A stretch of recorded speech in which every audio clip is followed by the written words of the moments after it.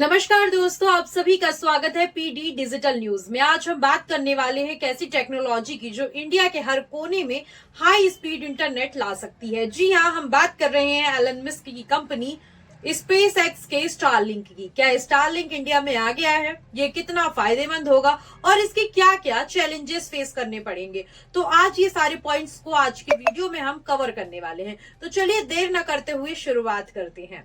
सबसे पहले स्टारलिंक क्या है? सरल शब्दों में कहें तो ये एक सैटेलाइट बेस्ड इंटरनेट सर्विस होगी। स्पेस एक्स ने हजारों छोटे छोटे सैटेलाइट्स को स्पेस में भेजा है जो धरती के ऊपर चक्कर लगाते हैं। ये सैटेलाइट्स लेजर बीम्स से जुड़े हुए हैं, जैसे आसमान में एक बड़ा नेटवर्क हो। घर पर एक छोटा डिश एंटीना लगाओ और बस हाई स्पीड इंटरनेट मिल जाएगा। स्पीड इसमें आपको 100 से 200 एमबीपीएस तक मिल जाएगी और लेटेंसी सिर्फ 20 से 40 मिली सेकेंड। मतलब वीडियो कॉल, गेमिंग, स्ट्रीमिंग सब स्मूथ। अब इंडिया कनेक्शन बहुत ही ज्यादा इजी हो जाएगा। स्टारलिंक ने 2021 में ही इंडिया में एंट्री की कोशिश की थी, लेकिन रेगुलेटरी हडल्स की वजह से ये डील कैंसिल हो गई थी। इंडिया गवर्नमेंट को चिंता थी कि ये नेशनल सिक्योरिटी को कैसे प्रभावित करेगा और लोकल टेलीकॉम कंपनियों का क्या होगा। 2022 में इन स्पेस ने अप्रूवल दिया था, लेकिन डीओटी यानी कि डिपार्टमेंट ऑफ टेलीकॉम से फाइनल नोट नहीं मिला था। अच्छी खबर यह है कि स्टारलिंक को हाल ही में यूनिफाइड लाइसेंस मिल गया है। एलन मस्क ने 4 दिसंबर को एक्स पर यानी कि ट्विटर पर पोस्ट किया। स्टारलिंक इंडिया में पूरी तरह रेडी है, बस गवर्नमेंट की फाइनल अप्रूवल का इंतजार है। लेकिन 9 दिसंबर तक सर्विस लाइव नहीं हुई। स्टारलिंक की वेबसाइट पर इंडिया पेंडिंग रेगुलेटरी अप्रूवल दिखा रहा है। एक छोटा ग्लिच हुआ था जहां वेबसाइट पर प्राइसिंग लीक हो गई है। तो इस प्राइसिंग जो लीक हुई है, इसके अकॉर्डिंग मंथली सब्सक्रिप्शन 8,600 रुपए का होगा और इसका हार्डवेयर किट जो होगा जो 34,000 रुपए का होगा। कंपनी ने क्लियर किया है कि ये प्लेस होल्डर डेटा था। रियल प्राइसिंग लॉन्च होने के बाद बताएंगे। साथ ही 30 दिन का फ्री ट्रायल का ऑफर भी प्लान में शामिल है। एक्सपर्ट्स कहते हैं कि 2026 की शुरुआत तक ये लॉन्च हो सकता है।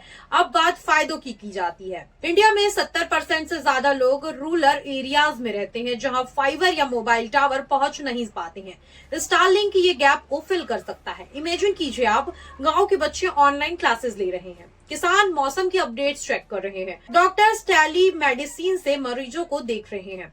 हाईवे पर ट्रक ड्राइवर्स को लाइव जीपीएस किया जा सकता है, ट्रैक किया जा सकता है और टूरिस्ट स्पॉट पर वाईफाई स्पीड इतनी तेज कि 4K वीडियो बिना बफरिंग के चलेंगे।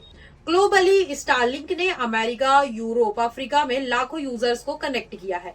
इंडिया के लिए ये डिजिटल इंडिया मिशन को बूस्ट देगा, लेकिन हर सिक्के के दो पहलू होते हैं। इसमें कुछ फायदे तो हैं, लेकिन कुछ चुनौतियां भी हैं। सबसे बड़ा कॉस्ट का इशू है। 34,000 रुपए का हार्डवेयर डिवाइस जो हर कोई अफोर्ड नहीं कर सकता। वहीं इसका जो मंथली प्लान है वो 8,600 रुपए का है। खास तौर पर जब जियो जैसे कंपनी की बात की जाए, जो अनलिमिटेड प्लान सिर्फ 300 रुपए में उसका मिल जाता है। दूसरा, कंपोजिशन। जी हाँ, भारी भरकम प्लेयर्स जैसे जियो, स्टेटकॉम, एयरटेल और वन वेब पहले से मैदान में है। वन वेब ने 2023 में लॉन्च कर दिया था, लेकिन स्पीड और कवरेज में स्टारलिंक आगे है। तीसरा, एनवायरमेंट इशू। इतने सैटेलाइट्स स्पेस में क्राउडेड कर सकते हैं और लाइट पॉल्यूशन से एस्ट्रोनॉट्स को परेशानी हो सकती है। इंडिया में डेटा प्राइवेसी और साइबर सिक्योरिटी के जो रूल्स हैं या जो स्ट्रिक्ट रूल्स है, उस पे भी ये इफेक्ट करेगा। फिर भी फ्यूचर ब्राइट लग रहा है। स्टारलिंक अगर लॉन्च होगा तो प्राइसेस कम हो सकते हैं, क्योंकि इंडिया मार्केट बड़ा है, 1.4 बिलियन पॉपुलेशन है। गवर्नमेंट सब्सिडी या लोकल पार्टनरशिप से अफोर्डेबल इस कंपनी के प्राइस को बना सकती है। एलन मस्क की टीम पहले ही 6,000 से ज्यादा सैटेलाइट्स लॉन्च कर चुकी है। 2026 तक 42,000 का टारगेट है। इंडिया में ये न सिर्फ कनेक्टिविटी बल्कि इकोनॉमी को भी बूस्ट देगा। E commerce, education, health care सब चेंज हो जाएगा। तो दोस्तों, स्टारलिंक इंडिया में आ रहा है, क्या आप एक्साइटेड हैं? कॉमेंट सेक्शन में बताइए। मिलते हैं अगली स्टोरी में। नमस्कार।